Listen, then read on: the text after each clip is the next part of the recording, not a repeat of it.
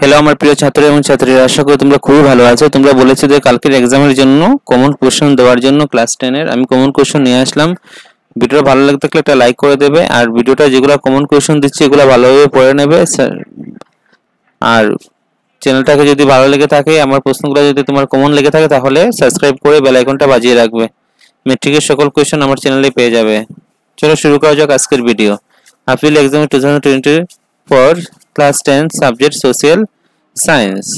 শুধু ডেসক্রিপশন পার্টগুলোই আমি দিচ্ছি, এমসিকিউতে আলাদা ভিডিও বানিয়ে তোমাদের দিয়ে দেবো। এক নম্বর প্রশ্ন দেখো, মুসলিম লীগের দুটি লক্ষ্য লিখো। Write two objectives of Muslim League. আজকে রাত্রিবেলা পড়ে যাবে, এগুলো কালকে পরীক্ষায় গিয়ে পাবে। এলাহাবাদ সন্ধি স্বাক্ষরকারী কারা ছিলেন? Who were the signatures of Allahabad territory. সত্যাগ্রহ বলতে কি বুঝো? What do understand by the term of satyagraha? সম্পদ এবং সম্পত্তির মধ্যে দুটি পার্থক্য লিখো। Write two difference between the resources and wealth. বিশ্ব উষ্ণায়নের সম্ভাবনা কি ধরনের সমস্যার সৃষ্টি করবে? What are the problems consequence of global warming? জল প্রদূষণ কি, এটি কিভাবে হয়? What is water pollution, how does it occur? Next, মরুময়তার দুটি কারণ উল্লেখ করো। What two causes of the dissatisfaction? তারপরে পরিবেশের পরিবর্তনের প্রধান কারণগুলি করো। Mention the major causes of environmental changes. Next, 1947 সালে 15ই আগস্ট থেকে 1950 সালে 26শে জানুয়ারি পর্যন্ত ভারতবর্ষের শাসন ব্যবস্থা কোন আইনের ভিত্তিতে চলেছিল এবং আইনটি কে প্রস্তুত করেছিলেন? According to which act India administration was governed between 15 August 1947 to 16 January 1950? Who enacted this act? তারপর নেক্সট, মুদ্রার দুটি অসুবিধা লিখো। Write two disadvantage of money. Next, অসময়ে 1857 সালের বিদ্রোহের ব্যর্থ হওয়ার কারণগুলি সম্পর্কে আলোচনা করো। Discuss the causes of the failure of revolt 1857 in Assam. Next, সম্পদ সংরক্ষণের প্রয়োজনীয়তা আলোচনা করো। Discuss the necessity of conservation of resources. ভারতবর্ষের সংসদীয় পদ্ধতির সরকারের উল্লেখযোগ্য বৈশিষ্ট্যগুলি উল্লেখ করে। Explain the important characteristic of the parliamentary form of government of India. স্বদেশী আন্দোলনে মেয়েদের ভূমিকা সম্পর্কে আলোচনা করো। Discuss the consequented women's in Swadeshi movement. Next, আইন অমান্য আন্দোলনের মূল লক্ষ্য কি ছিল? আন্দোলনের মূল বৈশিষ্ট্য কি? What was the aim of the civil disable movement? What are the main features of the movement? তারপর নেক্সট, সম্পদ সংরক্ষণ পদ্ধতি সম্পর্কে সংক্ষেপে লিখো। Write brief method of resources.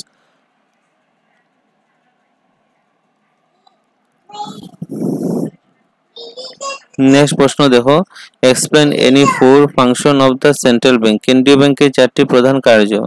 Next, ভারতীয় ক্ষুদ্র শিল্প উন্নয়ন ব্যাংকের মুখ্য কার্য সম্পর্কে লিখো। Write the main function of the small industrial development bank. Next প্রশ্ন দেখো, এনটি সার্কুলার সোসাইটির কোন তারিখে গঠিত হয়েছিল? এই সোসাইটির গঠনের উদ্দেশ্য কি? What is the anti circular society established? What was the aim behind its establish?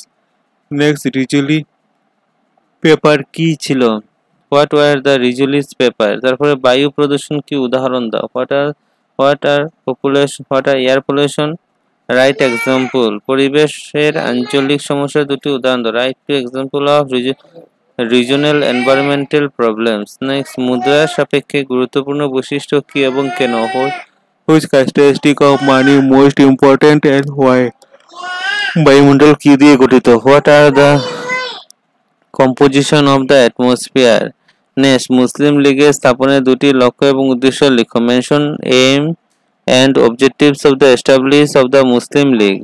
Next, write why did the Congress protest against the Simon Commission? Simon Commission-এর প্রতিবাদ কংগ্রেস কেন করেছিল? তারপরে state the difference between the resources and wealth. সম্পদ এবং সম্পত্তির মধ্যে পার্থক্য লিখো। তারপরে what are the problems consequences of global warming, বিশ্ব উষ্ণায়ন কি ধরনের সমস্যার সৃষ্টি করতে পারে। Next, what are the two difference between the parliamentary democracy of Britain with the parliamentary democracy of India, ভারতের সংসদীয় গণতন্ত্র এবং ইংল্যান্ডের সংসদীয় গণতন্ত্রের মধ্যে দুইটি পার্থক্য উল্লেখ করো। Next, discuss the importance revolt of 1857-58 in Assam, 1857 থেকে 58 সালের বিদ্রোহের গুরুত্ব সম্পর্কে আলোচনা করো। Discuss the brief method of conservation of resources, সম্পদ সংরক্ষণ পদ্ধতির তিনটি পদ্ধতি লেখো। Discuss the characteristic of Indian